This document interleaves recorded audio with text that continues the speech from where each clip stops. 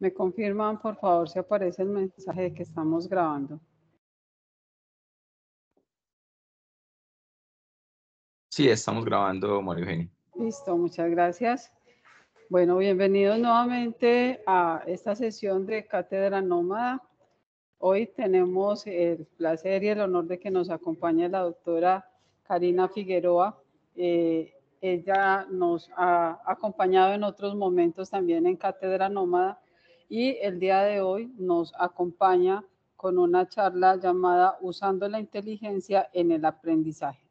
La doctora Figueroa es egresada de la Facultad de Ingeniería Eléctrica de la Universidad Michoacana de San Nicolás de Hidalgo. Sus estudios de maestría fueron en sistemas computacionales en la misma facultad, becada por CONACYT. Es doctora en Ciencias de la Computación de la Universidad de Chile, en la Facultad de Ciencias Físicas y Matemáticas. Estos estudios pues también fueron posibles con una beca por parte de CONACYT y el apoyo de la Universidad de Chile. La doctora Figueroa es además miembro del Sistema Nacional de Investigadores en México y editora en jefe de la revista de divulgación Computer Sapiens. Sus áreas de interés son recuperación de información, diseño y análisis de algoritmos. Hay que aclarar también que la doctora Karina nos ha acompañado, es miembro activo del grupo de investigación e interés IPECO, Seminario Iberoamericano de Pensamiento Computacional, en el cual pues formamos parte y ella está dentro del grupo de trabajo, del equipo directivo, etcétera, etcétera. Karina, muchísimas gracias por haber aceptado la invitación a esta charla y bueno, a partir de este momento el auditorio es tuyo. Bienvenida.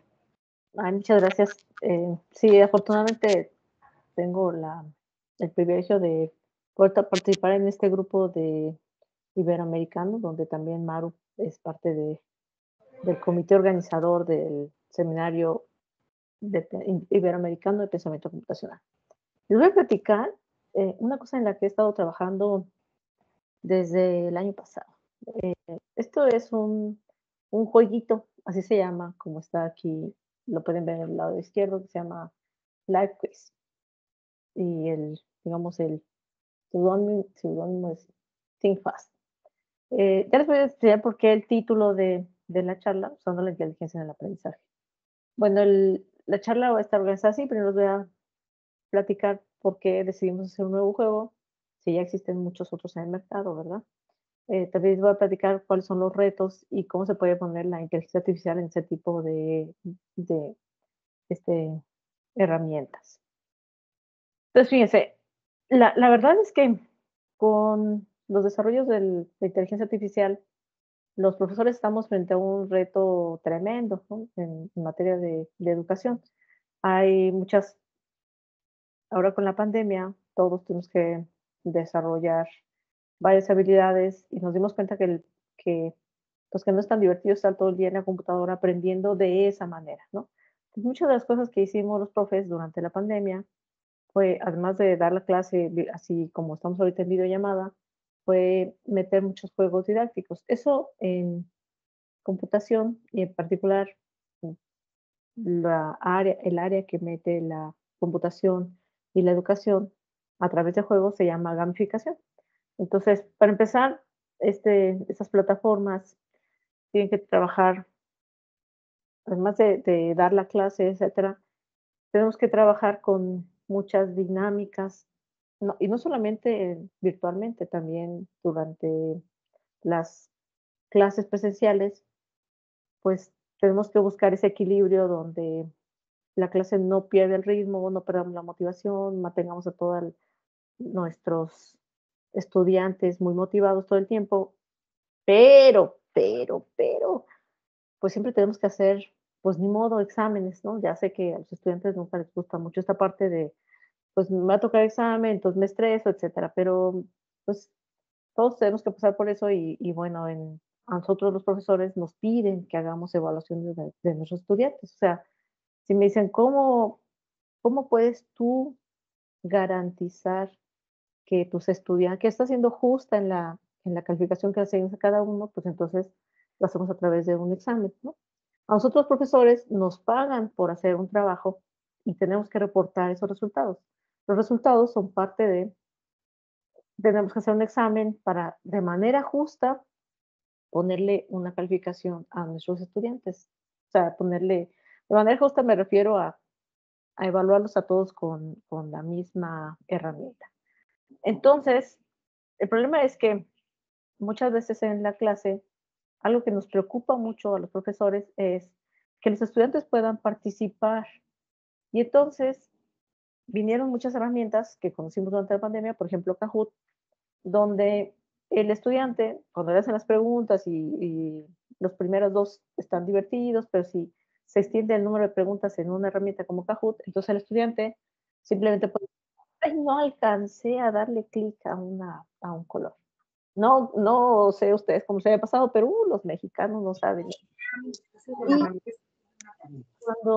cuando ya el estudiante puede ni siquiera estar prestando atención a la hora de hacer un juego como Kahoot, luego algunas veces dicen, es que me equivoqué de color, o híjole, es que le iba a dar en el azul y le di en el rojo y cosas por el estilo. Entonces, el estudiante basta con que esté haciendo clic en alguna respuesta y si se dan cuenta que lo hizo mal, entonces puede argumentar a su favor que la tecnología es la que no le ayudó, ¿no?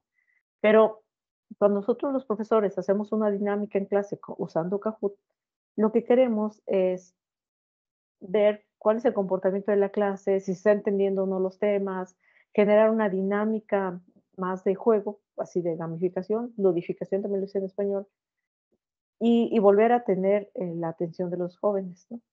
Entonces, dentro de todos los retos, además de la parte académica, que también nos toca preparar la clase, tenemos que trabajar mucho en clase la motivación. Los estudiantes, cuando están motivados, se vuelven eh, estudiantes extraordinarios.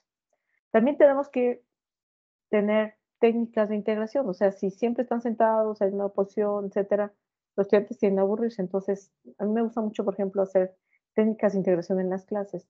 Van a resolver este problema, pero ahora yo armo los equipos y generamos toda una dinámica. Y entonces, mucho de esto de la motivación que les he dicho, lo tratan de reflejar en unas cosas que se llaman sistemas inteligentes. ¿Cómo hago que la computadora, a mi profesora, me ayude a generar este ambiente, etcétera?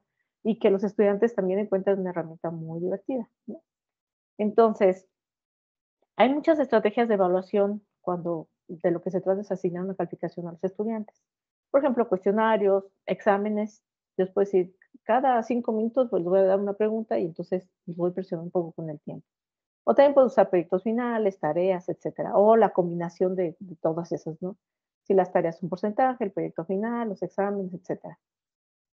Entonces, durante la pandemia, lo que teníamos era, pues básicamente, estos eran los escenarios. En esta imagen en particular, yo le estaba haciendo un examen, no sé si allá se llaman extraordinarios, aquí cuando se acaba el periodo regular de clases, se acaban todos los intentos, los parciales le llamamos nosotros exámenes, el proyecto final, etcétera, y el estudiante logra tener una calificación no aprobatoria, entonces se tiene que ir a un examen extraordinario, o sea, fuera del periodo normal, a eso le llamamos extraordinario. Y si no pasa ese extraordinario, al menos en mi universidad tienen 2 chances, 2 extraordinarios. Al siguiente le llamamos adicional. Entonces, en particular en esta fue una evaluación que hice a un estudiante durante la pandemia, pero tenía yo, pues, que estar, evaluando a uno por uno, ¿no? Él lo que tenía era su computador, exactamente todo, y su cámara abierta para ver que de verdad él estuviera evaluando. Pero estas son, digamos, cosas a las que estamos obligados como profesores a reportar una calificación. Esta es nuestra herramienta, digamos, pero no es divertido ni para ustedes ni para nosotros el tener que estar así, ay, ahora enséñame, ¿no? Es más divertido aprender durante la clase y más si se puede jugar. Eh, También, o sea, uno generalmente hace estas cosas de, a ver, enséñame tu cámara, enséñame lo que estás viendo, etcétera, porque también sabemos que hay quien hace su trabajo y entonces dice, mira, nosotros te resolvemos el examen que quieras, del tema que quieras y a través de la plataforma que quieras, ¿no? Entonces, este tipo de cosas, pues los profesores, cuando tenemos que asignar una calificación a un estudiante, pues queremos evaluar su conocimiento, no qué tan capaz fue de ir con otra persona para que lo resuelva. Entonces, como que también nos podemos en un dilema de, ok, yo confío en ti, pero luego vemos estas cosas y uno dice, bueno, realmente debería confiar tanto en mis estudiantes o no, etcétera. Este, esta fue una imagen muy criticada en su momento porque esto era un examen más o menos, como digamos, en línea, pero el profesor le pidió a sus estudiantes que cerraran los ojos para que no pudieran ir a consultar otra herramienta para contestar a la hora del examen, ¿no? Entonces era más o menos como oral, pero no podían voltear para ningún lado, entonces les pidió, pero esos son elementos extremo, extremo, extremo que no queremos aplicar en ningún momento. Y entonces, si lo que queremos es evaluar a un estudiante, pero no queremos llegar a esos extremos como este de los ojos cerrados, entonces una herramienta que se volvió muy popular fue Kahoot. En realidad se volvió muy popular porque crear preguntas en esta plataforma es muy fácil, ¿no? Uno tiene espacio para la pregunta, modela cuánto tiempo, cuántos puntos y dices cuáles son las posibles respuestas a las que te puedes enfrentar. Entonces, un estudiante lo que ve son, mira, uno de estos 4 colores es, y cada uno de esos tiene una respuesta asignada. Entonces, cuando pasa una pregunta, el estudiante le da un clic a alguno de estos y al final te dice, tantos dijeron bien la respuesta y tantos mal, etcétera. ¿Ok? Esto yo creo que todo el mundo lo ha jugado porque de verdad se volvió muy popular Kahoot, ¿no? ¿Cuáles son sus ventajas? Pues tiene una interfaz amigable, es atractivo. ¿Cuáles son sus desventajas? No se puede modificar el cuestionario en tiempo real. O sea, el profesor tenemos que llegar con nuestras 10 preguntas armadas y durante la sesión no podemos simplemente meter una nueva porque ya está diseñado el escenario. Ahora, los estudiantes, desde mi punto de vista, la desventaja es que pueden no contestar, ¿no? Con esas respuestas que estaba dando hace rato es que le pasé tantito por encima y ya no le apreté al que debería, se me fue el tiempo, etcétera. O pueden decir así, básicamente, de Team Marín de Doping Way, así decimos en México, para hacer una selección aleatoria, y donde caiga la última frase, ahí es donde le atino, ¿no? Los usuarios siempre pueden hacer esto cuando tienen esas opciones de 4 herramientas. Pero hubo otras herramientas, nada más Kahoot, también Quizy se volvió una herramienta muy popular. Aquí la gracia es que las preguntas pueden aparecer en desorden todo el tiempo, está la pregunta, el usuario puede reformular la pregunta, aparecerlas en orden, tiene bastantes ventajas. No se ve tan divertido como Kahoot, pero tiene bastantes ventajas. Además, Quizzes es un juego que puede ser jugado, contra la redundancia, de manera síncrona, es amigable para hacer las preguntas, etc. Las desventajas es que tampoco se pueden modificar las preguntas en tiempo real y por alguna razón esta no se volvió tan popular como el otro. Para lo que les voy a enseñar, solamente hay una herramienta que se parece mucho a este juego que nosotros desarrollamos. Se llama Top Hat. La gracia es que uno puede escribir la pregunta así, ¿no? En texto. Tienes que poner algunas notaciones aquí. No sé si acá sabe, pero dicen blank 1, blank 2. Y después le tengo que decir cuáles son de blanco 1, cuál es la respuesta, y de blanco 2, cuál es la respuesta. El caso es que cuando el usuario está escribiendo, o sea, el alumno lo que debería ver es, esta es la pregunta y aquí escribe la respuesta. Entonces, en este juego de Top Hat, tienes que teclear la respuesta. Esto lo descubrimos hace poco, pero nuestro juego la verdad es que tiene mucho tiempo atrás, ¿no?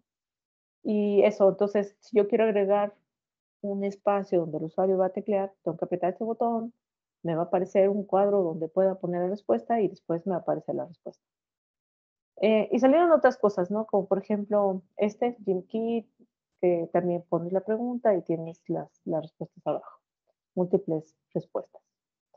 Entonces, para este juego que les voy a enseñar, en el verano pasado hubo una estancia de investigación y ellos son mis estudiantes, todavía algunos de ellos están aquí en la escuela. Nos pusimos a desarrollar esta aplicación que ya la teníamos en PHP desde hace muchos años, pero pues PHP ya está dejando de ser divertido, sobre todo por usabilidad que tiene. Entonces, con ellos decidimos rehacer nuestro juego, que se llama Live Quiz, que es el que les voy a enseñar ahorita. Y bueno, ese pizarrón lo estuvimos trabajando como un mes y medio y fue súper exhaustivo, ¿no? Andrés, Christopher, todos ellos son estudiantes muy talentosos de mi facultad, que además nos llevaron muchas horas esto que les voy a enseñar. Después fuimos, este verano que trabajaron conmigo, terminó en un congreso donde ellos presentaron un póster, por eso es que estamos aquí. Entonces, Live Quiz, ese es el logo, así se llama, y les voy a enseñar un poco la fase de diseño para después entrar a unas partes de nuestro juego. Live Quiz es un juego en tiempo real. Los alumnos deben teclear la respuesta, o sea, no se vale darle clic nada más. Es posible escribir, en este juego sí es posible escribir preguntas en tiempo real.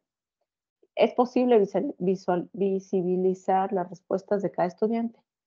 Ahorita les voy a enseñar cómo. Es decir, por un lado tengo la pantalla digamos, la pantalla que estoy viendo yo.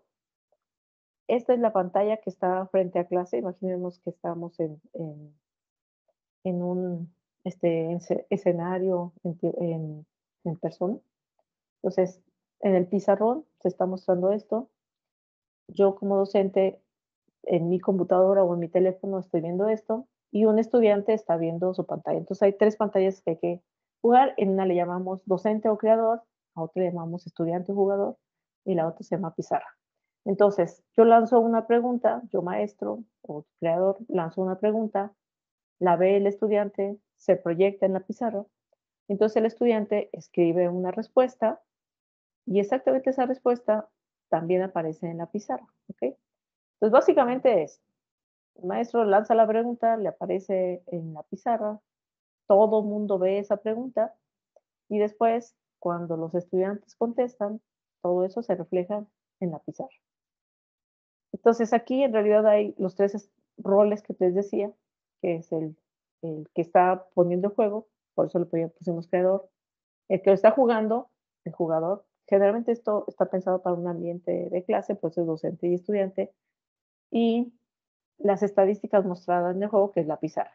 Entonces, el docente, ¿qué debería poder hacer?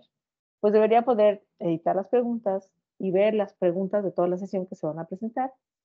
El estudiante debería ver cuál es la pregunta que me están haciendo, cosa que no aparece en el Kahoot, por ejemplo, no solamente en su teléfono ve los colores, o sea, los cuadritos que hay que aplicarle clic.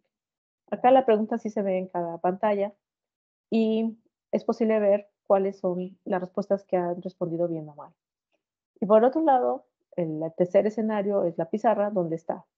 ¿Cuál es la pregunta que se está haciendo hacia todo el mundo? Y esto sí lo presenta Kahoot, tiene la pregunta a todo el mundo. Podemos ver quién ha respondido bien, quién no ha respondido bien, y en todo momento se pueden ver los tres primeros del ranking. O sea, en todo momento, en otros juegos, pasa la pregunta y pone el ranking. Aquí siempre está el ranking y cuando acaba la pregunta, entonces se cambia el ranking. Entonces el inicio está así, ¿no? Esto es pues una pantalla de bienvenida.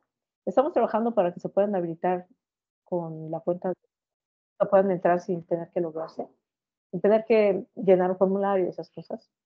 Y después les voy a empezar a enseñar cada uno de los escenarios. En particular, el de creador está así. El todos los usuarios del juego pueden ser jugadores o creadores, ¿no?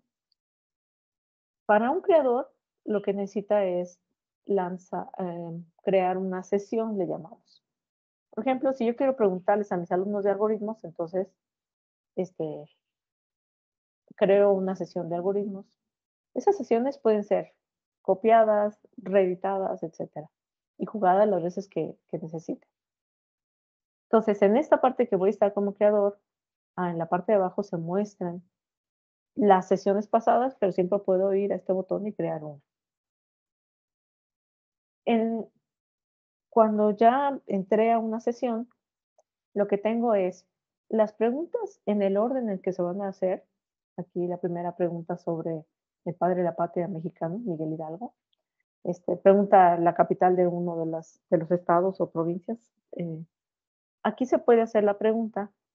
Entonces tenemos un cuadro, o sea, un espacio para hacer la pregunta, un espacio donde están las preguntas que ya he creado, un botón que me dice, si ya tienes las preguntas creadas, en ese momento ya no se agregar más, puedes comenzar a jugar, que es ese botón de comenzar a jugar.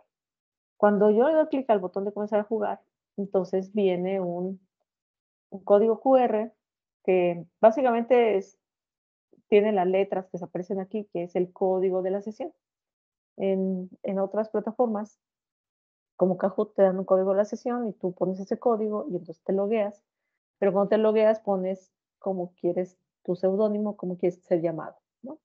Entonces, este QR solamente tiene el código de la sesión, no es una página directamente. Aquí se están mostrando los usuarios que van conectándose a nuestro juego. Y entonces ahora sí viene la parte de la pizarra. En esta parte de la pizarra,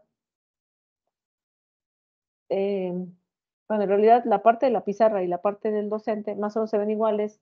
Y aquí, esta es, la parte de arriba sería la pizarra y la parte de abajo el docente. Pero se muestran en pantallas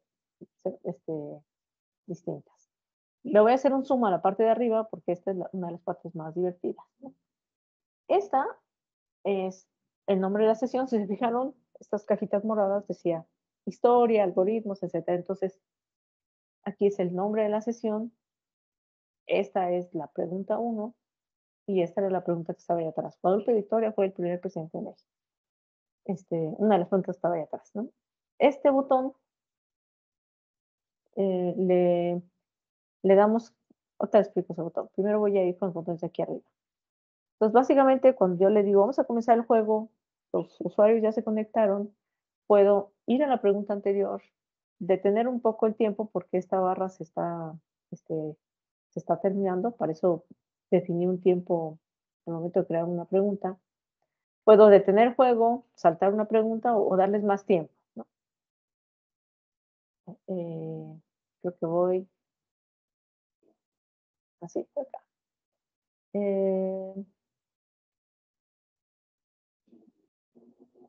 Ok. Ajá, sí. Entonces, el profesor tiene el control del juego todo el tiempo. Él está viendo esta pizarra, ahorita regreso a ella porque hay muchos más elementos. La parte de abajo lo que tiene es, estas son las preguntas que ya pregunté, digamos. Estas son las preguntas que van a venir después, o sea, yo puedo ver en qué orden se van ejecutando las preguntas. Puedo cambiar el orden de las preguntas. Eso importa a la hora de estar jugando porque si una pregunta no fue clara, yo puedo reformularla al momento o puedo ver si ya están muy cansados, les adelanto la pregunta así como truculenta, digamos, para evitar que se fatiguen los estudiantes. Tenemos la parte para hacer la pregunta, donde en este escenario, no sé si alcanza a ver, pero aquí dice puntaje y aquí dice segundos. Entonces yo escribo la pregunta, solo la respuesta y puedo continuar. Entonces, en la parte del jugador, eso es solo el docente. ¿Qué ve el jugador? El jugador lo que ve es, primero está en esta pantalla de jugador. Hace rato les presentaba esta pantalla de creador. Después, lo que ve el usuario es aquellas sesiones en las que ha jugado. ¿Para qué mostrar las preguntas que ha jugado? ¿O para qué mostrar las sesiones que ha jugado? La intención es que esto, además de un juego, les sirva para estudiar. Entonces, en particular aquí, lo que queremos es que puedan venir a ver las preguntas que contestaron y estudiar sobre el desempeño que tuvieron durante el juego. Ahora, el estudiante básicamente lo que ve es esto. Por un lado, la pregunta que se está ejecutando. Aquí está la pregunta y en este cuadro debería poder escribir la respuesta, teclearla, o sea, así con la letra, la A, la B, la C. Este es el tiempo que le queda para responder la pregunta y mandar la pregunta. En el lado izquierdo lo que tenemos es en qué posición va el estudiante en el ranking, porque En Kahoot solo conocemos los primeros 5 durante el juego. Pero ¿cómo sé que yo voy en sexto y estoy muy cerca de ayudar? Bueno, eso se logra a través de el puntaje, pero también sabiendo un poco la posición. Cada pregunta que uno manda tiene, este, tiene un número, o sea, el porcentaje de puntos ganados depende en qué momento del tiempo lo respondes. Si es el primero, te llevas todos los puntos. Si es el segundo, pues va bajando la cantidad de puntos que te puedes ganar. Pero además, lo que hicimos fue premiar a los estudiantes que contestaban por primera vez. Entonces, por ejemplo, esta pregunta, para este usuario, él se llevó todos los 1000 puntos que había en juego, pero además fue el primero en responder la pregunta. En estas, en las de aquí abajo, el rojo significa que no la ha contestado bien, el verde significa que contestó bien la pregunta. En este caso contestó bien la pregunta, pero no tiene estrella porque no fue el primero. Estas 2 preguntas de aquí abajo, o sea, esta pregunta con 2 respuestas distintas, esta es la cantidad de puntos que ganó, lo que contestó mal y lo que contestó bien. Por eso está marcado en rojo o en verde. Si la respuesta es correcta, está marcada en verde. Si la respuesta es incorrecta, está marcada en rojo. Entonces, en esta zona de aquí abajo, lo que yo tengo son las preguntas pasadas y el desempeño de las preguntas pasadas. Yo escucho un sonido del viento aquí. No se escucha en ustedes. Tengo mis audífonos y yo creo que no se escucha, pero ¿se escucha? No, Karina, no hay interferencia, tranquila. Ok, gracias. Entonces, lo que muestra esta tabla de posiciones, en qué posición va ese jugador y cuántas estrellas lleva. También va cuántas preguntas ha hecho bien y mal y cuántos puntos, ¿no? Pero es muy importante la posición y el número de estrellas que tiene. Y entonces llegamos a la parte de la pizarra, que me gusta mucho. La parte de la pizarra está así. Yo les decía que en la pizarra se muestra la pregunta que está ejecutándose. Este botoncito es para que se vea la respuesta o no. Entonces yo la puedo cliquear y me enseña la respuesta o no. Y entonces tenemos, primero, la pregunta que se está mostrando. Tenemos 3 zonas. Esta pizarra es lo que estarían viendo todos los alumnos en el pizarrón, ¿ok? Es lo que se está proyectando para toda la clase. Tenemos los intentos que han hecho. O sea, aquí puse algunos nombres, bueno, en realidad mis estudiantes pusieron unos nombres aquí muy chistosos, ¿no?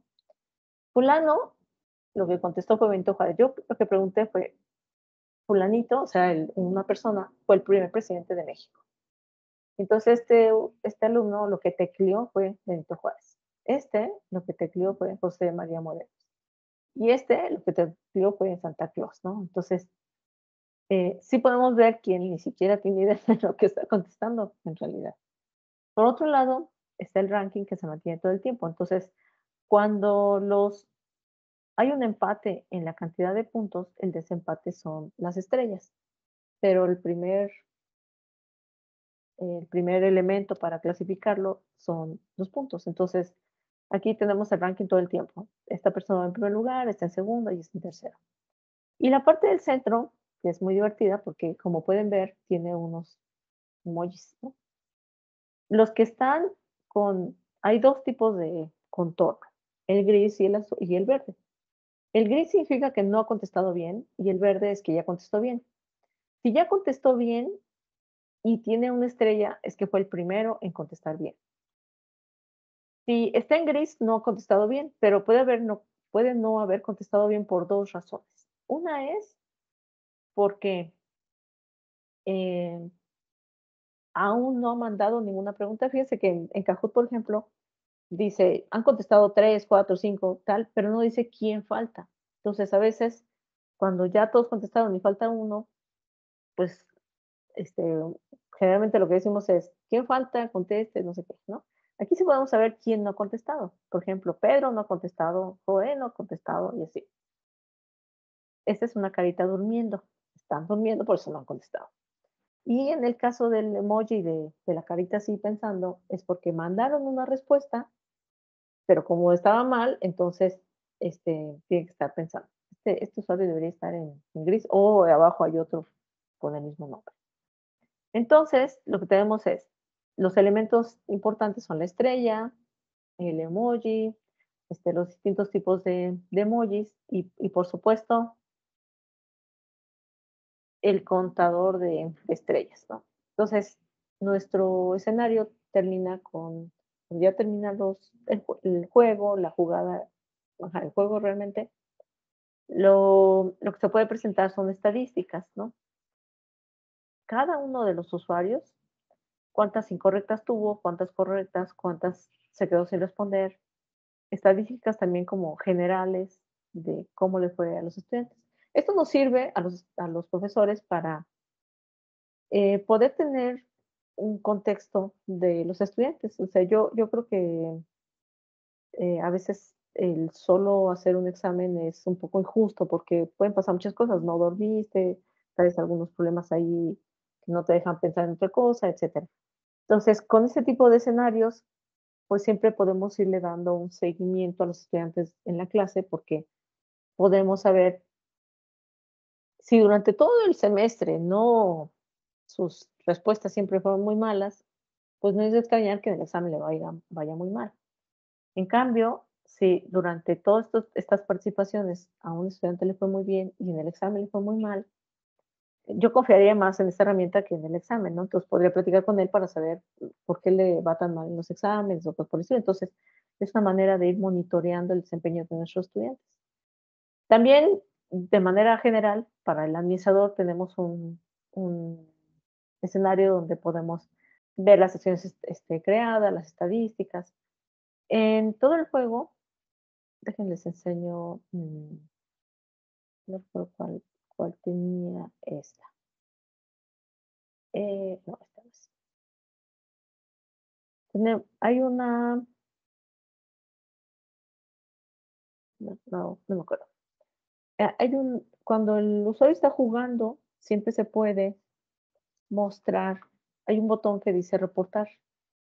Si alguien, un profesor o un docente, un creador en realidad, hizo un cuestionario reportable, digamos, entonces los alumnos pueden reportar que está haciendo mal uso de la plataforma por varias cosas, ¿no? Palabras ofensivas, qué sé yo, y a nosotros nos debería llegar el reporte y podemos bloquear usuarios que no estén haciendo buen uso de la herramienta. Esta herramienta está disponible en nuestro sitio web para que lo juegue cualquier escuela. Este, y podamos ir creando la inteligencia artificial basado en el desempeño de los estudiantes. Entonces, una manera de tener datos es lo abrimos, tenemos datos y entonces vamos trabajando en la parte de la inteligencia artificial, ¿no?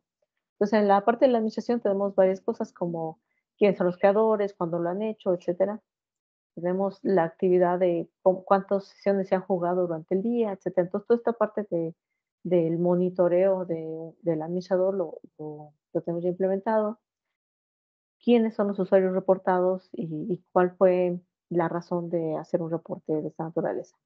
Entonces, nuestro juego ya está abierto todo el mundo. Aún le falta un par de detalles, como por ejemplo que se puedan loguear con Gmail, y un par de detalles que ahora en vacaciones voy a terminar, pero tal vez sería muy buena idea que, por ejemplo, Maru lo usara en su clase y veamos cómo se comportan los estudiantes en aquella parte del mundo con los de acá. Y también otra persona que lo va a probar, lo quiere probar con niños de primaria, o sea, con niños de la escuela como de 8 años, entre 6 y 8 años, ¿no? Para ver cómo funciona. El único requisito es que sepan, pues, escribir. Entonces, en este caso, teclear, ¿no? Que sepan las palabras como se escriben.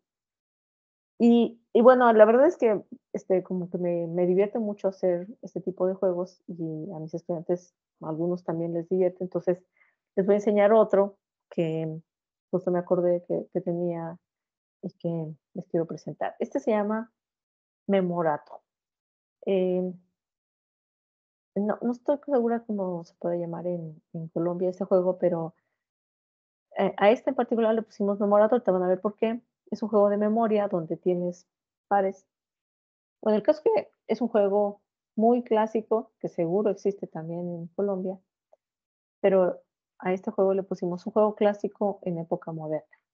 Esta fue la tesis de licenciatura de uno de nuestros estudiantes de la facultad Y bueno, ese es el juego. Tiene un mensaje de bienvenida. Aquí el diseño está ahí los dos, pero no lo considere.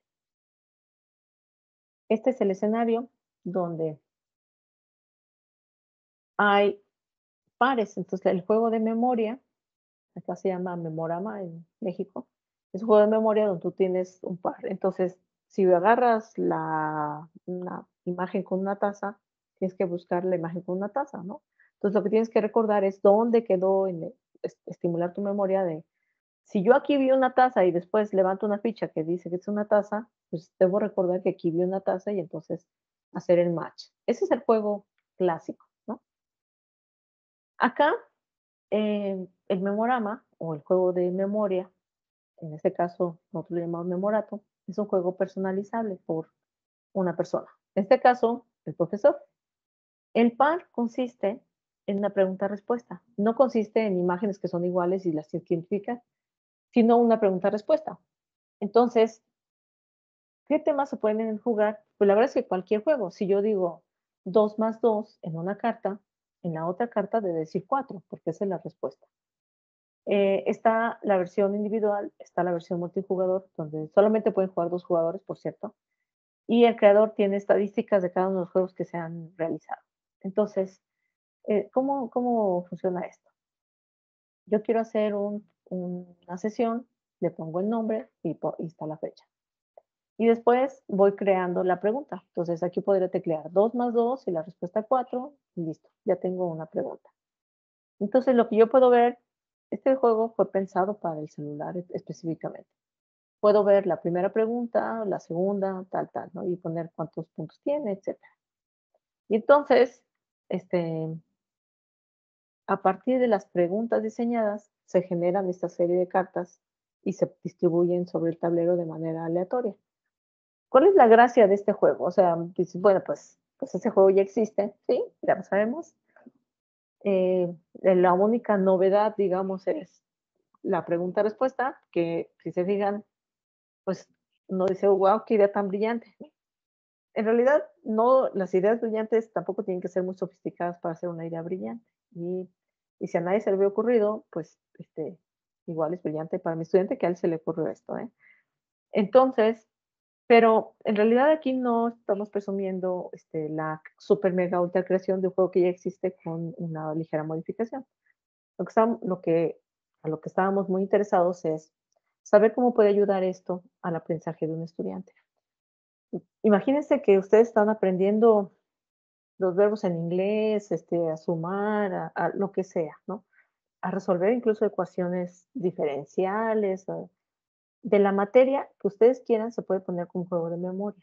Entonces, si nosotros pensamos en que esta carta tiene una pregunta y aquí está la respuesta, tampoco sé cuáles cartas son las preguntas y cuáles las respuestas. Entonces, si yo levanto una carta y me dice x al cuadrado, pues esa no es la pregunta, esa es la respuesta.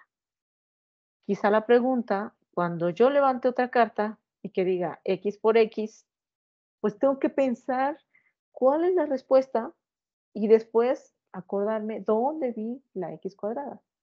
Espero estarme explicando. Entonces, es muy entretenido esta combinación de pregunta-respuesta porque yo me encuentro primero la pregunta, pues puedo agarrar un papel y entonces hacer las cuentitas y saber qué espero encontrar. Pero si no sé, si tengo una pregunta y no sé la respuesta, pues da lo mismo dónde estén las cartas, no me las sé. Entonces, la gracia de este juego en particular es que estoy pensando en tanto la parte académica, que se supone que se me están estimulando, como la parte de memoria de dónde quedaron las cartas. Entonces, tiene digamos que la idea por sí sola no parece brillante, pero en el fondo de lo que representa durante el salón de clase es muy interesante.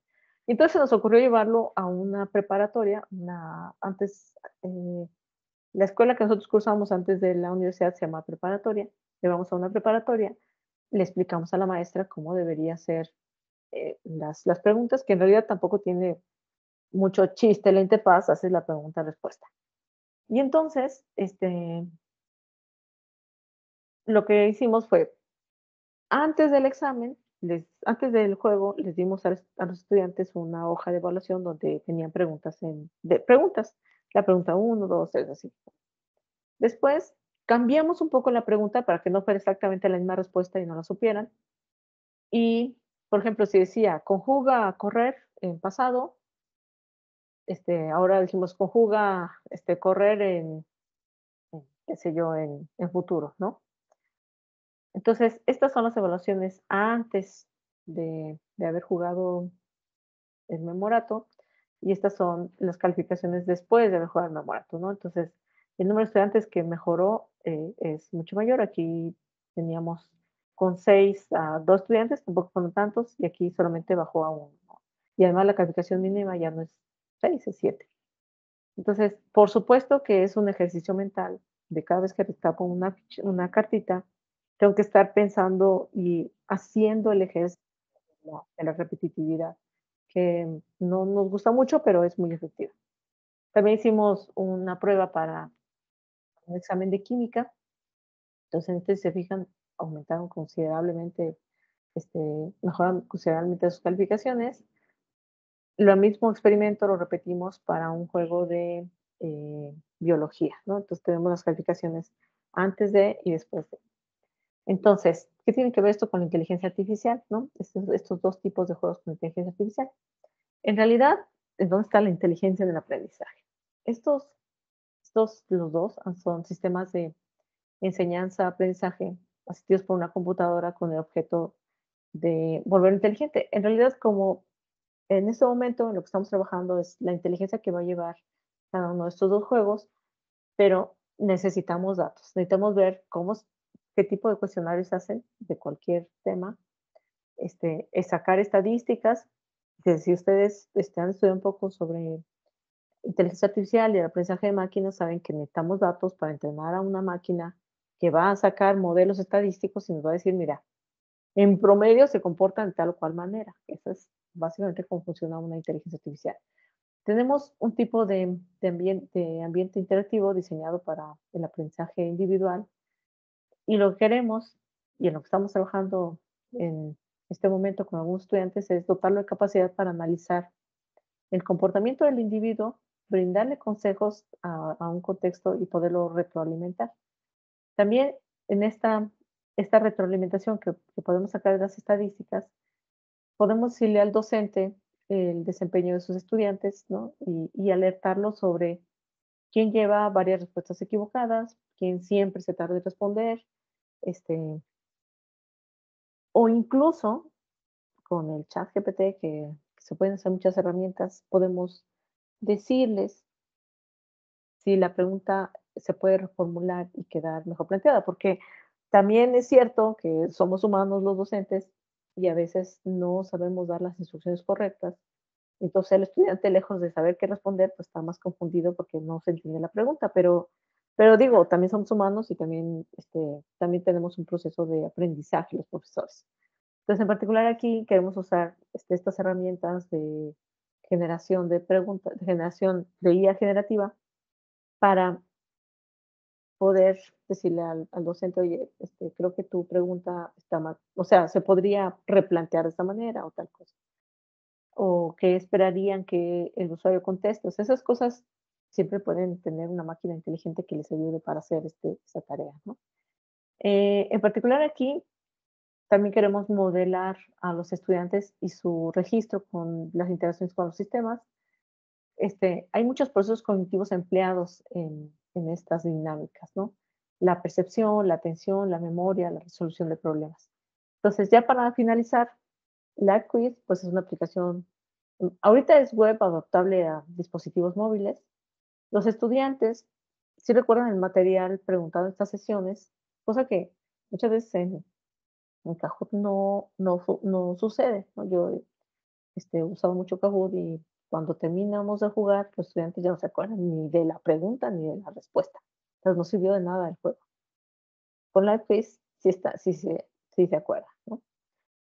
Las preguntas pueden ser precargadas o se pueden escribir en tiempo real.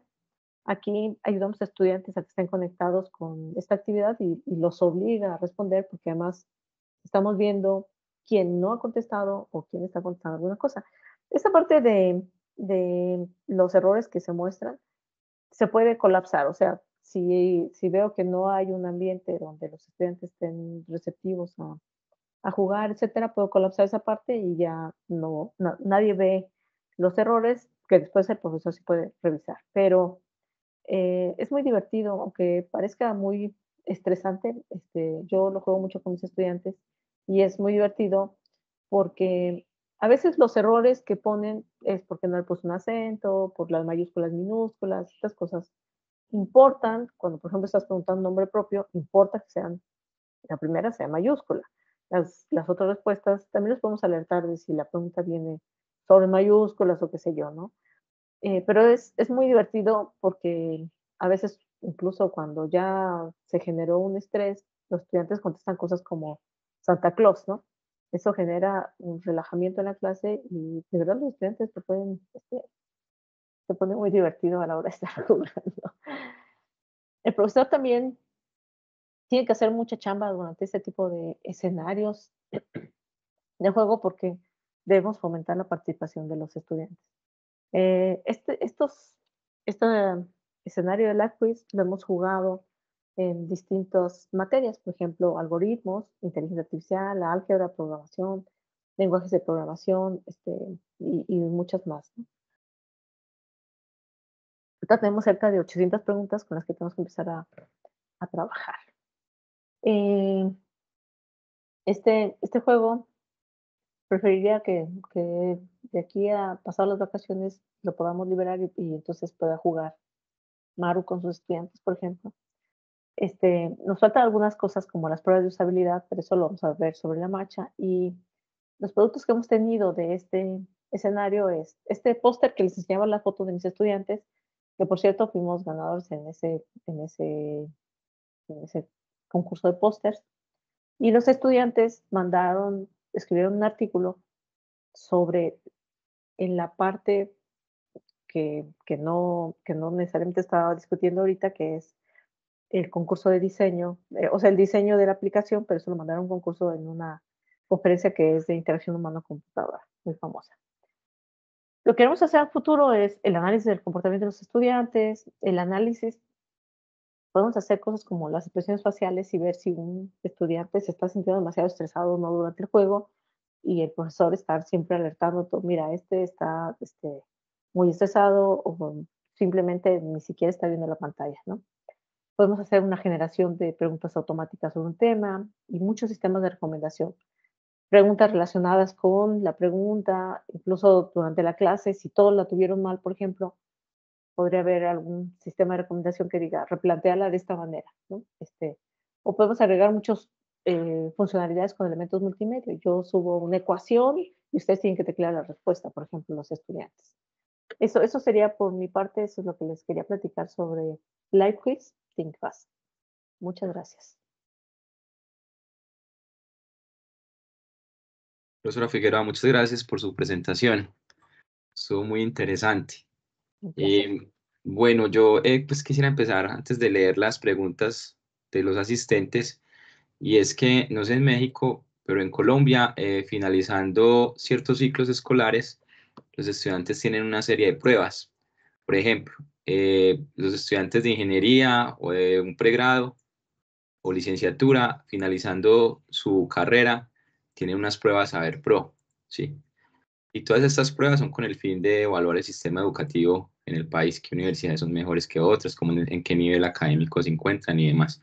Entonces mi pregunta es en qué medida este tipo de herramientas podrían ayudar a los estudiantes como a afrontar este tipo de pruebas, porque lo que me he dado cuenta es que muchos no están preparados para afrontar pruebas, y yo creo que después de una licenciatura lo que van a afrontar son pruebas, test La, por todos la lados. vida es una prueba, ¿no? Sí. Exacto, incluso la vida es una prueba. Entonces esa es la pregunta, cómo preparar a los estudiantes en ese sentido y cómo podemos usar estas herramientas para ello. Mira, por ejemplo, el memorato pueden dejar guías de estudio donde se tiene que trabajar este proceso de un periodo cognitivo para asimilar la pregunta, y estar pensando en las dos cosas, no tanto la memoria. Eso a lo que lleva el Morato en particular también es a un ejercicio de concentración. Ahorita en el mundo hay toda una discusión al respecto sobre las pruebas o no, si son más estresantes de lo que debería reflejar y tal. La realidad es que nosotros, profesores, estamos obligados a presentar una evaluación. Efectivamente, los países tienen que valorar cómo están saliendo los futuros arquitectos, médicos, porque van a ser un servicio a la sociedad. Eh, en mi opinión, el nos enfrentamos también a una sociedad de la información donde los estudiantes tienen acceso a herramientas muy interesantes como videos de YouTube, TikToks, donde les explicas casi cualquier tema en un video y lo pueden ver en 2 segundos. Cuando a un profesor le toma 1 hora explicarlo, en un video de YouTube puedes verlo en 3 minutos y les explicó como lo mismo. Pero una cosa es que tú lo veas y le entiendas, o sea, lo veo y digo, sí, explicó muy bien el profesor, explicó muy bien el video, etcétera. Y otra muy distinta es que eso te genere un aprendizaje. En realidad tiene que haber un proceso cognitivo para que tú puedas razonar después de haber aprendido algo. Entonces, solo ver un video no sirve para estudiar. En cambio, una herramienta como Memorato, donde tienes que estar, no solamente logramos su nivel de atención, sino además es un conjunto de repetitividad, eso sí puede generar un conocimiento. Entonces, este tipo de herramientas podría ayudar a generar una serie de ejercicios que los estudiantes los jueguen, porque además van a estar jugando, ¿no? Y repasando. Entonces, aprovechamos las dos cosas. Por un lado, mantenemos su atención, mantenemos y les enseñamos a estar repasando cosas o haciendo ese proceso de entrenamiento. En el lado del Live Quiz, está más pensado para que vayamos dándole una pista a los estudiantes. O sea, durante las clases, al final de cada clase, yo puedo hacer un ejercicio de live quiz con los estudiantes sobre el tema de esa clase, ¿no? Me puede tomar 5 minutos. A ver, ahora vamos a loguearnos, en este momento tecleo las preguntas que fueron preguntas durante la clase, por ejemplo, entonces en ese momento puedo ir haciendo las preguntas y vamos viendo. Es muy recomendable que un profesor al finalizar la clase haga un cierre, se llama cierres de la clase, haga un cierre donde concentres, así como en 2 minutos le digas de qué se trató toda la clase. Entonces, eso, ayudado con una herramienta como la quiz, el profesor lo puede hacer en tiempo real, o sea, en el momento, y los estudiantes, este, en ese momento lo tienen como fresco, pero si lo dejas ir sin esa reafirmación, al día siguiente se les va a olvidar todo lo que vieron en la clase. Así es como creo que podrían servir este tipo de herramientas. Muy bien, muchas gracias. Bueno, también nos preguntan, creo que algunas preguntas ya tienen respuesta, si la plataforma Live Quiz es gratuita. La quiz sí, Es gratuita. estamos pensados que sea gratuita. Ok, muy bien. Y dice, solo se crea un usuario y listo. ¿Se puede ingresar a programar algún proceso? ¿En qué lenguaje se podría? Eh, algún proceso, no entendí. Ay, perdón, no entendí. Es gratuita, se puede registrar cualquier usuario. No entendí lo del proceso, déjame ver si. Dice que Este, si se puede ingresar a programar algún proceso y en qué lenguaje. No entiendo muy bien esa pregunta. Como por ejemplo, ya, creo que, a ver si no me corrigen, por favor. Es cómo contribuyen a Live Quiz, ¿no? ¿En qué está hecho? Nosotros usamos React para Live Quiz. Entonces, básicamente es JavaScript, ¿no? Entonces, tiene estos iconos que cambian color, que se actualizan, tal. Entonces, si alguien quisiera participar en las partes en las herramientas que nos faltan, sí, claro, por supuesto, solo contáctenme, hay que ver cómo integramos una parte del aprendizaje. React es bastante fácil de aprender, requiere ahí su tiempito para analizar algunas herramientas, pero básicamente React es JavaScript, ¿no? Y en el fondo tiene una base de datos y hay un proceso ahí de cliente-servidor para poder evaluar las cosas en línea. Entonces tenemos unos sockets corriendo. Entonces, si alguien tiene interés, pues yo tengo más interés porque necesitamos herramientas. Ujú. Súper. Bueno, nos pregunta Salim David Hernández, ¿cómo pueden los maestros adaptar su enseñanza para atender a diferentes estilos de aprendizaje y mantener la atención de todos los estudiantes? Esa es una pregunta muy interesante. Eh, mira, en- es bastante complejo el tema porque mi opinión personal es, yo, Karina Figueroa, tengo un estilo de aprendizaje, tengo una forma de cómo capto el mundo. Entonces, cuando se la quiero transmitir a mis estudiantes, si yo soy muy kinestésica, por ejemplo, así que me gusta hacer cuentitas en pizarrón, etcétera, puede ser que mis estudiantes sean auditivos y esas cosas no le llamen la atención. Pero preparar una clase, solo quiero que vean cuál es el escenario completo, tanto los estudiantes a los que nos enfrentamos los profesores. Yo, profesor, tengo 2 horas para enseñar un tema y la cantidad de horas que tengo que pasar antes de esa clase pueden ser varias, ¿no? Primero, para entender el tema, segundo, para preparar material. Entonces, si preparamos material para todos los estilos de aprendizaje, pues no nos acabamos preparando material, ¿no? A veces se puede complicar muchísimo. Por otro lado, en mi opinión, la vida allá afuera, cuando ustedes terminen la carrera, pues no van a llegar a una empresa y les van a decir, ah, tú no sabes, o tu estilo de aprendizaje es fulanito, es tal cual, entonces vamos a cambiar a toda la empresa para poderte enseñar nuestros procesos. Es un reto mucho más complicado el solo limitar a los profesores o a los estudiantes a que aprendan con su estilo de aprendizaje. No sé si me estoy explicando, ¿no? Si alguien solo es auditivo, pues los maestros nos enfocamos en los auditivos y solamente aprenden así. El problema es cuando, en mi opinión, cuando salgan allá afuera, que la vida no les va a decir, ah, pues solamente eres auditivo, bueno, entonces cambiemos todas nuestras políticas para que tú puedas aprender y puedas trabajar con nosotros. O sea, es como mucho más complejo, ¿no? Pero también es cierto que tenemos una presión los profesores y por eso es que adaptamos muchas de nuestras herramientas al estilo de aprendizaje de nuestros estudiantes, porque necesitamos que aprendan en el tiempo que tenemos limitado. Entonces, ¿cómo pueden adaptar los profesores todo este tipo de herramientas? Esta es una herramienta que si alguien dice, bueno, pero si a mí no me gusta teclear, por ejemplo, pues no le sirve. Entonces, en realidad yo lo que estoy presentando es un par de herramientas que tenemos. Si a alguien no le gustan los juegos, puede decir, pues a mí no me gustan los juegos, no uso tu herramienta. Y está en todo su derecho, ¿no? Yo lo que estoy planteando en esta charla es, estas son las herramientas que tengo. Si un profesor cree que le pueden servir estas herramientas para su clase, pues yo fascinada de podérselos presentar, ¿no? Pues que usen nuestras herramientas. Si no le sirve, bueno, pues seguramente hay otras herramientas en el mundo que le sirven más a cierto profesor, ¿no? Pero no haber exagerado mi respuesta. Muy bien, gracias, profesor. Bueno, nos pregunta María Eugenia González, ¿cuáles son las condiciones mínimas que se requieren a nivel técnico para poder utilizar la herramienta? Mm, qué buena pregunta. Se puede jugar desde el celular. Eh, los estudiantes, a los profesores en realidad necesitan una conexión.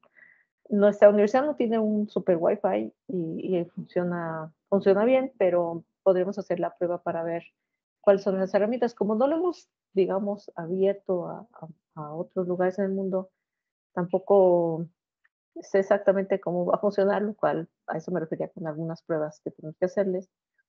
Pero si quieren lo podemos probar y vemos cuando no funciona muy bien, qué mínimo de ancho de banda, etcétera. Hasta ahorita, pues, la verdad es que yo lo he jugado. O sea, lo que lo hemos jugado aquí en la facultad, porque tenemos otros 2 profesores que también lo usan, pues funciona bien, pero puede ser un sesgo por la localidad también del servidor. Pues en realidad necesitamos básicamente un ancho de banda, según yo, no tan grande, porque muchos procesos no, o sea, la comunicación con el servidor es muy suave, ¿no? O sea, es muy poco lo que se comunica con el servidor.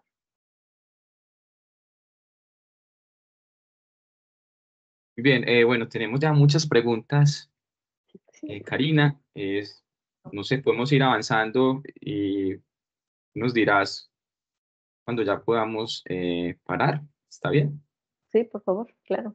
Bueno, entonces continuemos. Nos pregunta nuestra colega Morela Moncada, ¿cómo serían las connotaciones éticas de este tipo de evaluación o de sistema? Mm, Esa es una muy buena pregunta. Muy, o sea, las otras también han sido, pero esta en particular pone un dedo en la llaga, ¿no?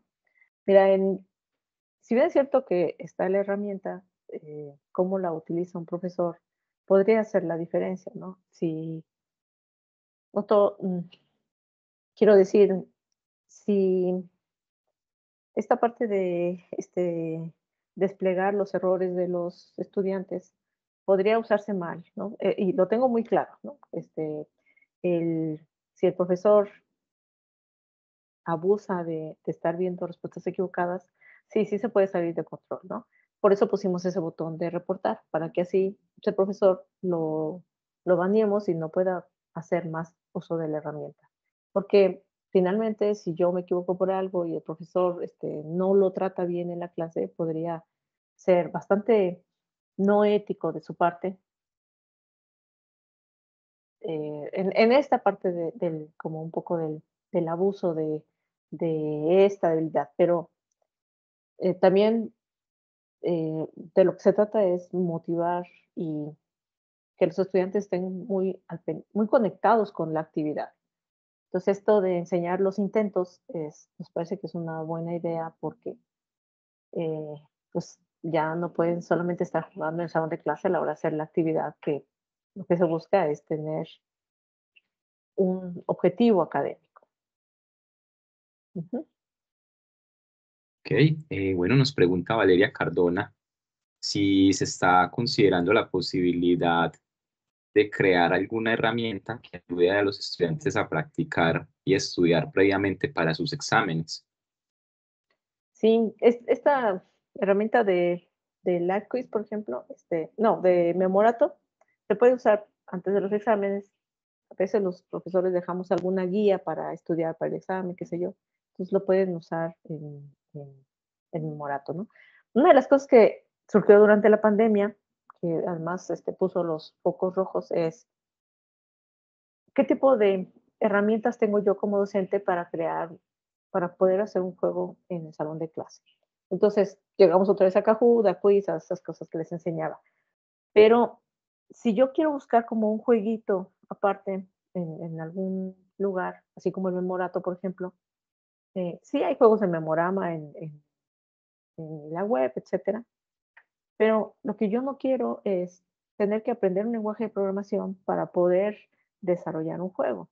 Lo que yo quiero es tener una herramienta donde sea muy fácil adaptarlo a mis necesidades. Entonces, si es una maestra de primaria, de segundo año de primaria, qué sé yo, donde apenas está enseñando, por ejemplo, uno más uno, etcétera, yo no necesito saber un lenguaje de programación, necesito una herramienta fácil que me deje adaptar el contenido de mi curso hasta donde yo llevo avanzado en una herramienta fácil, ¿no? Entonces, ¿cómo lo podría usar antes de esto? Generando esas actividades, dándose a los estudiantes para que practiquen usando estos ejercicios de memoria y lleguen al examen con la certeza de que se pusieron a estudiar, ¿no? Ujú.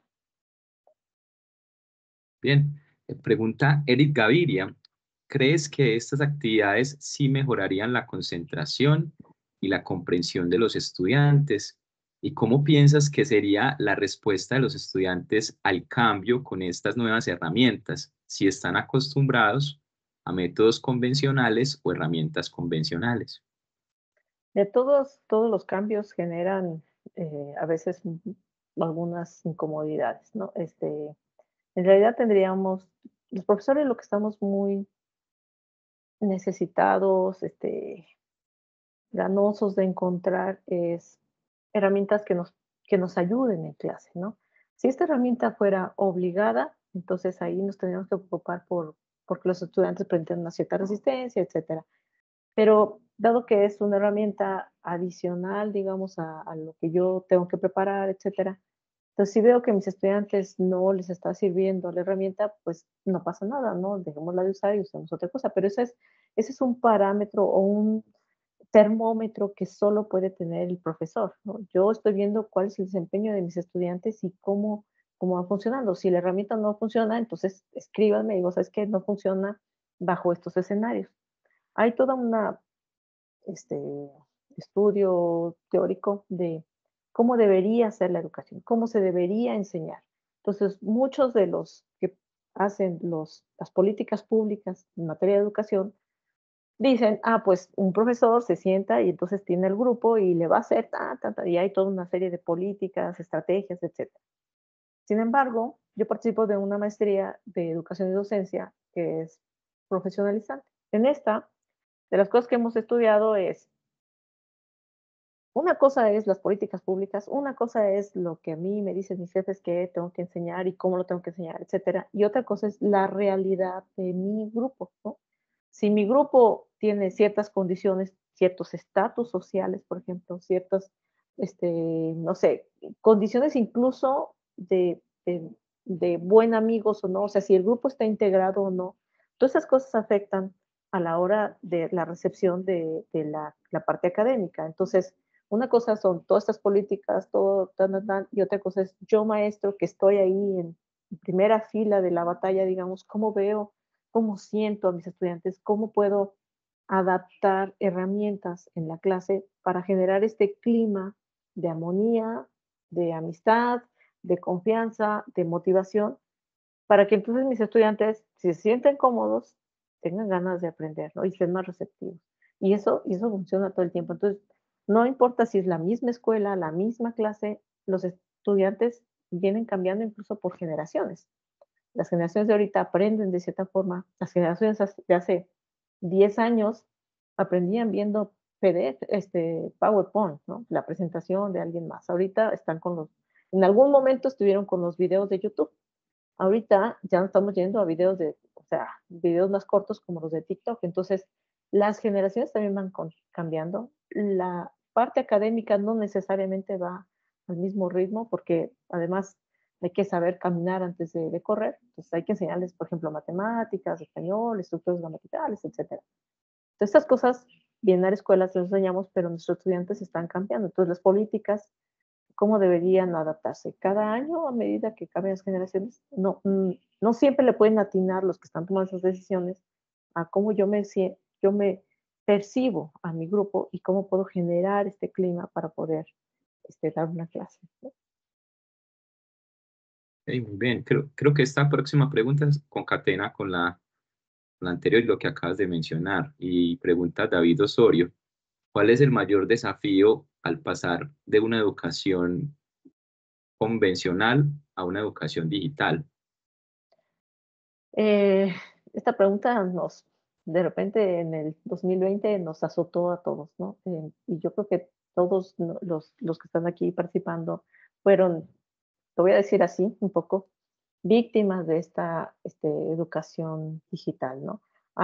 Por aquí yo veía una de las preguntas que voy a también un poco agarrarla para contestar esta. Hay un problema, por supuesto que hay un problema de solamente usar cosas digitales, porque entonces estamos olvidando a gente menos favorecida que no tiene acceso a herramientas digitales, ¿no?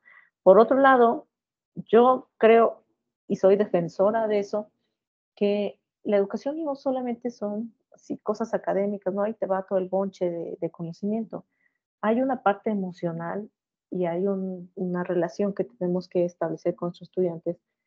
Generar ese clima de confianza no siempre se puede a través de la parte digital y sí abona muchísimo en el salón de clase para que los estudiantes puedan mejorar su aprendizaje. Entonces, ¿cuál es el mayor desafío?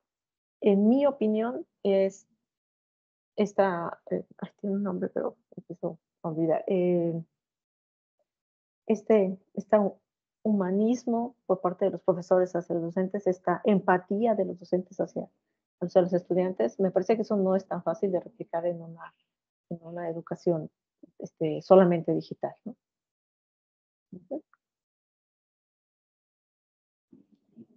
Muy bien. Dice Santiago Velázquez, Se ve bastante interesante la aplicación, pero aún más interesante los resultados que se han tenido en dicha preparatoria. ¿Sería realmente viable empezar a implementar este tipo de actividades evaluativas pensando desde el lado de la calidad de los futuros profesionales? Em, yo, estas herramientas en realidad están pensadas como un apoyo, más que como el resultado final que sea sobre esto. No, imagínate el nivel de concentración que necesitas para resolver un memorama en el tiempo. No, no, como resultado final, no. Así como la prueba que tú me comentabas de todas las universidades, usarlos con esta herramienta, yo creo que sería desastroso. Pero, ¿qué tal?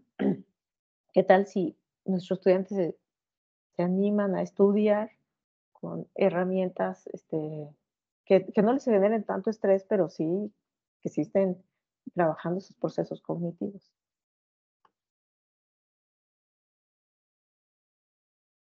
Ok, muy bien. Eh, Profe, nos quedan alrededor de 5 preguntas más.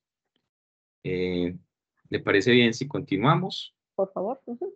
Sí. Sí, ningún Bueno, problema. listo. Entonces nos pregunta Giovanni Armando Carreño. ¿Cómo considera usted que la incorporación o uso de juegos serios puede influir en la efectividad de las actividades de evaluación para estudiantes de pregrado, tanto en términos de compromiso y motivación como en la mejora del aprendizaje y la retención de conocimientos? Esa es una pregunta muy interesante. Saludos a Johanny. Él también es parte de este comité de organización de CIPECO. Em, ¿Cómo considero que pueden ese tipo de juegos serios contribuir? Insisto, mucho de lo que les siempre estamos, digamos, recriminando a nuestros estudiantes es que no se pueden estudiar todos los días con respecto a una cierta materia, ¿no? Entonces, hay muchos factores que influyen en el desempeño de los estudiantes. Y hay toda una rama de estudio que se llama técnicas de estudio. Las técnicas de estudio lo que dicen es todos los días tienes que estar trabajando, ¿no? La constancia, la disciplina, etcétera, necesariamente contribuyen al aprendizaje. Incluso una de las técnicas de estudio que quizá les pueda servir a los chicos que están conectados es, antes de dormirse, agarren la libreta de la materia que van a tener el día siguiente. Por ejemplo, si el día siguiente voy a tener cálculo 1, agarro mi libreta, veo que vi en la clase anterior a cálculo 1, veo así, solamente una ojeada, sí, tan, ok, la cierro, me voy a dormir. Esa es una técnica de estudio, aunque no lo crean, impresionante por los resultados que tiene. ¿Cómo qué resultados tiene? Pues al día siguiente, cuando ustedes llegan a la clase, se acuerdan en qué estaban y no les tarda media hora en que se acuerden cuál fue el ejercicio anterior, tal. Y además, eh, cuando ustedes se acostaron a dormir, digamos, su cabeza siguió, aunque ustedes no se den cuenta, siguió un poco acomodando ese orden de ideas y es así súper efectiva. Eso toma 2 minutos revisar las notas de cada materia que van a ver, o sea, 2 minutos si lo tiene alguien antes de dormirse. Ese tipo de ejercicios, por ejemplo, funciona muy bien. Entonces, ahora imagínense en un juego donde sí tienes ganas de jugar la actividad, sí tienes un nivel de concentración importante. Entonces, yo creo que podría abonar muchísimo. ¿Cómo podemos darnos cuenta? O sea, ¿cómo podemos medir si es cierto lo que estoy diciendo o no? En realidad hay que hacer pruebas, pero para hacer pruebas necesito usuarios. Entonces, si ustedes usan esta herramienta, pues me pueden pasar. O sea, yo me podemos tener más evidencia de que esto está funcionando o no. Ujú. Ok, muy bien. Nos pregunta Juan José Gómez, ¿crees que en Colombia se podrían implementar este tipo de herramientas y qué tan eficiente puede ser o cómo podemos hacer caer en cuenta a los profesores de usar estas herramientas? Este, Esa es una pregunta muy... No quiero machucar puertas. Mira, es bastante curioso lo que sucede. en las brechas generacionales que tenemos también con los estudiantes, ¿no? Por un lado, pues habemos profesores ya muy mayores que no es tan sencillo, por mucho que uno quiera, cambiarnos el chip. Eso es cierto. Lo que, lo que tengo muy claro es que la educación, la educación de los profesionistas que está ahorita en el mercado laboral, tomando decisiones, la educación de los senadores, diputados, presidentes, todos los que trabajan en la clase política, tuvo un modelo de aprendizaje. Los profesores, tal vez el dictar la clase de manera clásica, qué sé yo. Digamos que después de mucho tiempo sabemos cuál es el resultado y el resultado es lo que estamos viviendo ahorita.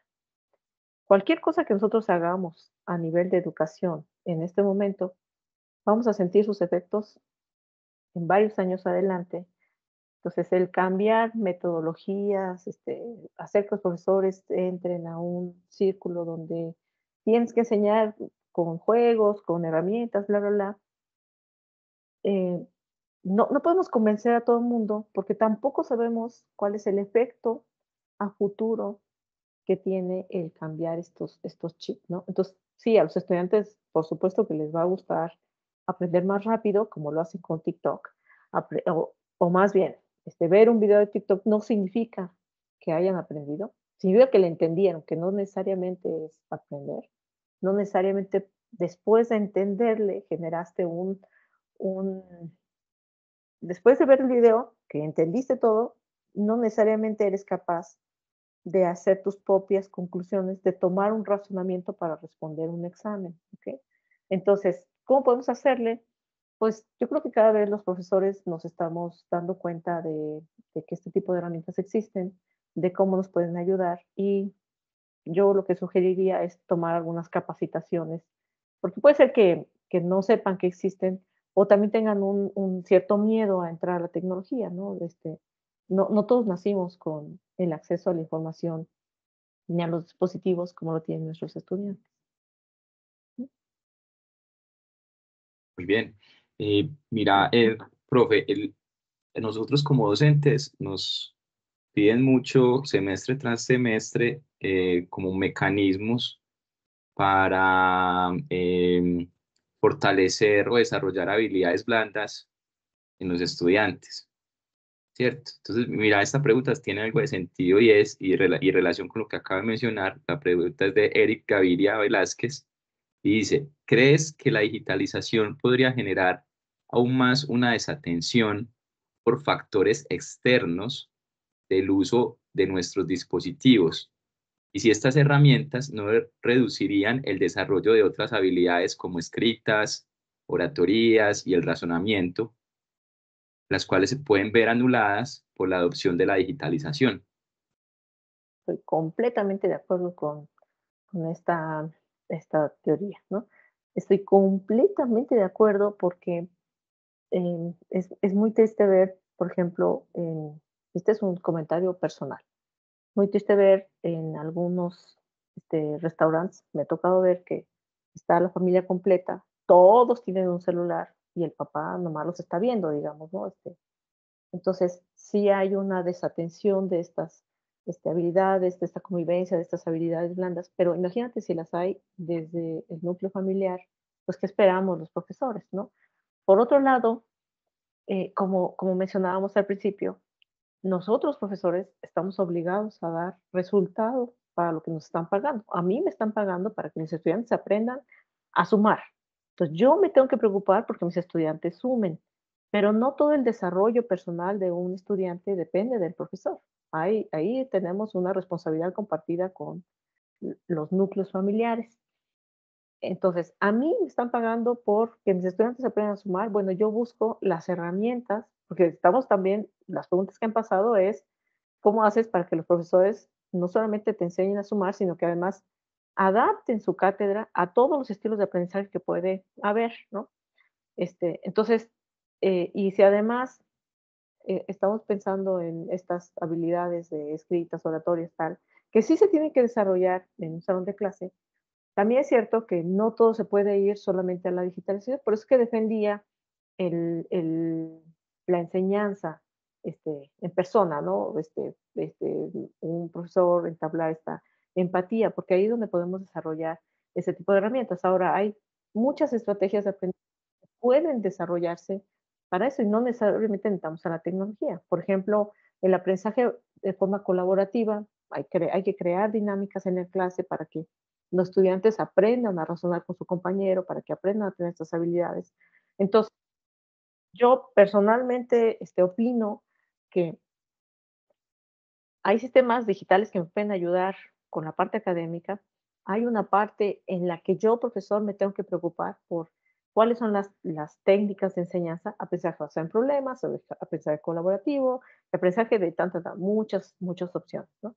Basado en proyectos, qué sé yo. Entonces, yo, profesor, también se trata de que busque cómo mejorar mi práctica educativa, cómo me capacito, pero no solamente en tecnología, sino también en muchas otras herramientas. Entonces, si lo que yo quisiera es generar una herramienta digital que vaya enfocada en la escritura, en la oratoria, en varias habilidades blandas, entonces, pues me pongo a trabajar en una herramienta que fortalezca eso. Pero las herramientas digitales no pueden ser todólogas, o sea, todas las máquinas de inteligencia artificial en este momento hacen exactamente una tarea. El ChatGPT sabe escribir. El Dalí sabe hacer imágenes. Entonces, acá cada una de estas herramientas no le podemos exigir ni a la herramienta, a una herramienta específica que logre hacer todo, pero ese tipo de preguntas me da para pensar en las necesidades que tenemos de desarrollar otras herramientas que vayan enfocadas a desarrollar una de estas habilidades blandas de las que me están preguntando, ¿no? Así. Bien, bueno, nos pregunta Alan Garcés, ¿cómo puede la inteligencia artificial ayudar a cerrar la brecha de desigualdades en los aprendizajes de los estudiantes? Esta es una pregunta muy bonita. La próxima semana voy a dar una conferencia para el sector de docentes, de los que están estudiando para ser maestros. Y entonces me puse a leer mucho sobre la UNESCO. ¿Qué opina sobre la aplicación de la inteligencia artificial en la educación? Es súper interesante su página. Se la recomiendo muchísimo. Y una de las cosas que hablaba es precisamente esta, la brecha de desigualdades en los aprendizajes de los estudiantes. Mira, si un estudiante tiene acceso, o sea, si bien es cierto que promuevo la digitalización, la parte de la inteligencia artificial en el aprendizaje, etcétera, también estoy consciente que hay regiones, personas muy desafortunadas que no tienen acceso a un teléfono celular, una computadora, un internet, ¿no? Dedicado, qué sé yo. Entonces, hay mucha desigualdad en ese aspecto. Pero bueno, hay un trabajo que me toca a mí hacer y hay un trabajo que no me toca a mí hacer. Si sé que un sector de la población que sí tiene acceso a Internet, que sé que tiene acceso a una computadora, etcétera, yo puedo fortalecerlo, pues es mi trabajo fortalecer o pensar en ese sector de la población. Todos nuestros gobernantes deberían estar preocupados porque el sector que no la tenga, pueda tenerla, ¿no? Entonces, si bien es cierto que no puedo sanar todo el mundo, sí puedo ayudar a una parte del mundo con los que yo sé, con lo que yo hago, ayudarles. Entonces, en esta brecha de, eh, desigualdades en los aprendizajes, ahorita está muy de moda los chatbots y los tutores inteligentes, que son una maravilla por lo que hemos conseguido a raíz de la Internet generativa, una maravilla en la hilación de preguntas, ¿no? O sea, yo te pregunto sobre un tema, tú me contestas, nomás que hay que recordar que esta IA generativa produce ciertos errores y ciertos sesgos. Entonces, ¿cómo podríamos ayudar con la inteligencia artificial a estas desigualdades en los aprendizajes? Hay personas que aprendemos más lento que otras, ¿no? Entonces, con estos tutores inteligentes podríamos estar reafirmando escenarios. Ahora, si esos tutores inteligentes son costosos y todos no los podemos pagar, etcétera, entonces herramientas como Memorato, que no es libre, no cuesta, etcétera, Entonces, podemos ayudarlos para que reafirmen, trabajen en este eh, proceso cognitivo para generar un aprendizaje. Muchas gracias. Ujú. Muy bien, bueno, doctora Figueroa, ya hemos terminado con la sesión de preguntas. Tuvimos muchísima participación, mucho interés en diversos temas. Cada pregunta pues enriqueció sustancialmente la presentación. Entonces, bueno, por último, nos gustaría recibir como alguna reflexión de parte suya hacia los estudiantes y asistentes a esta charla, como para finalizar esta maravillosa presentación. Muchas gracias. La verdad es que estoy fascinada con las preguntas que hicieron. Muchas gracias. Espero no haber defraudado con mi opinión todas estas preguntas. Ha sido realmente muy interesante el que me hagan preguntas tan retadoras y tan dolorosas. Yo, como soy que la mayoría de nuestros asistentes son estudiantes universitarios, yo les recomendaría, sí, créanme que con el corazón en la mano les recomiendo que tomen la educación muy en serio. Y les voy a decir por qué. Ahorita está muy de moda que un estudiante quiera terminar su tarea con la IA generativa y entonces la manda, ¿no? Entonces, puede ser que engañen al profesor y le ponga un 10 y entonces se vaya bien contento el estudiante decir, pues ya pasé la materia y no aprendí nada, ¿no? Porque también se puede dar el caso de alguien que puede hacer esas deshonestidades académicas. Pero una cosa que le digo mucho a mis estudiantes es, a ver, imagínense que yo soy el que lo está contratando. Si yo te voy a contratar a ti para que me hagas un cierto trabajo, tú se lo vas a preguntar a la IA porque tú no aprendiste durante el tiempo que tuviste que haber aprendido, entonces tu respuesta, sin ningún tipo de razonamiento, va a ser lo que me dé la IA, ¿no? Que por eso estás haciendo esa triangulación. La pregunta es, yo patrón, ¿por qué debería gastar mi dinero en tu sueldo cuando me puedo ir directamente a la internet generativa y obtener la misma respuesta, ¿no? Piénsenlo, porque en realidad los que apenas van a buscar un trabajo el día de mañana son ustedes, los estudiantes. Entonces, tómense muy, muy en serio el conocimiento que podrían estar planteándose en este momento, porque digamos que mañana no solamente van a ir a competir contra otro ingeniero en lo que ustedes sean, también van a ir a competir contra el uso de la internet, de la inteligencia artificial generativa. Entonces, ¿a quién estamos esperando que vayan a contratar un día? ¿A los que saben o a los que van a ir a preguntarle a la IA? Digo, yo se los pongo el dedo en la llaga para que le echen muchas ganas porque lo que está en juego es su futuro y su comida del futuro, ¿no? Así de grave es el asunto. Pues, pues por mi parte, perdón si me veo muy regañona. No, en realidad estoy preocupada porque los jóvenes que ahorita están estudiando son los que van a hacer, van a resolver los problemas del mundo en un futuro. Entonces, más nos conviene que sepan. Y para saber hay que ponerse a estudiar. Y para ponerse a estudiar no basta ver un TikTok. Hay que hacer una chamba ahí que cuesta, sí, que toma tiempo, sí, que implica esfuerzo, por supuesto. Si no implica esfuerzo, pues ni siquiera tendríamos trabajo de maestros, ¿no? Porque no implica esfuerzo estudiar. Pues por mi parte es todo. Muchas gracias por la invitación, Maru. Muchas gracias, Johanny. Un gusto saludarte también. Un placer y de verdad muchas gracias por sus respuestas que han sido muy reflexivas y me llevo mucho aprendizaje también yo de esta charla. Muchas gracias. Doctora Figueroa, mil gracias. De verdad que fue una reflexión muy pertinente para estos tiempos. Bueno, antes de finalizar, indicar que el nombre de la próxima charla la siguiente semana, el siguiente miércoles, que se titula Tendencias de transformación de los sistemas energéticos. Están todos cordialmente bienvenidos. De igual manera, muchas gracias por su asistencia.